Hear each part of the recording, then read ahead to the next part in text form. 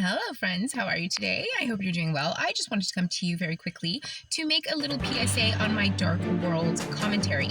I have mentioned this before in one of my videos, but I thought it would be prudent to mention once again. I do not always even know what I'm going to say or write, what's going to come out. And I often will look back on something and be like, yeah, that makes a lot of sense now that it's been brought to my attention. And some things just I'm not thinking about until it comes to me. I write it and then I look at it and it's amazing. Like, for example, I made a comment on my Tumblr about the actor Chris Hemsworth. I have zero opinion on that guy in real life. As a human being, I don't know him. I don't think I've ever even heard him talk outside of the movies. And I've only seen half of one of those. No, I've seen one whole Avengers movie, the last one, or the one that was supposed to be the last one. They're all like the last one. I think it was called Endgame, though. And outside of that, I don't even know that guy. So, like, I'm not upset with him. Like, I made something that, like, goes at him, but I don't care about that guy. Not like that. Like, as a human being, like, good for him and, whatever. And Lil Wayne, crazy looking.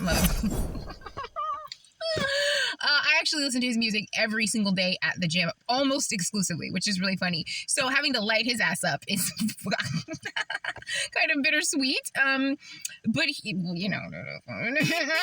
anyway.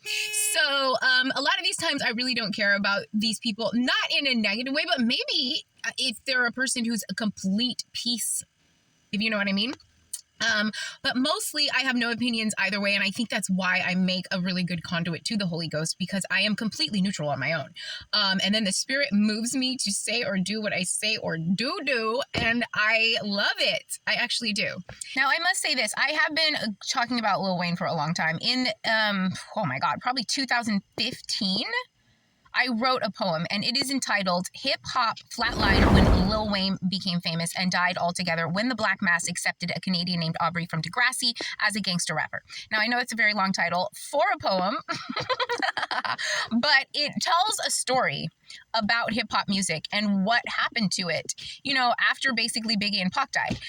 It became a free-for-all and then a place for drug trafficking largely, and then kind of fake music, some Fugazi-ass stuff where actors were given a storyline and ghostwriters and a whole persona, or actor, specifically Aubrey Graham, who also plays Drake.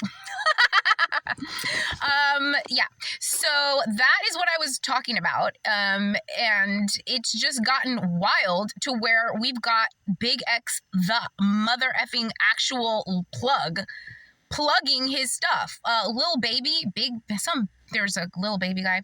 He also loves to do that, where he plugs the fact that he's a plug. And anyway, I've been on watch the whole time. God bless. Dark World Light Work. Okay, so you can find the poem on my Tumblr.com, or it goes like this. You illiterate rappers can suck my cock. You pop bottles of Moe in a Maybach. Put the lean down and let the beat drop. I'm talking less punk, bitch, more punk rock. And if looking good's the best revenge, I got the shit on lock. You fucked up, so fuck on and fuck you. I'm gone. Off an OZ of OG in the OC. And then I tell your ass to blow me, cause I'm the truest. I burn with the bluest of flames.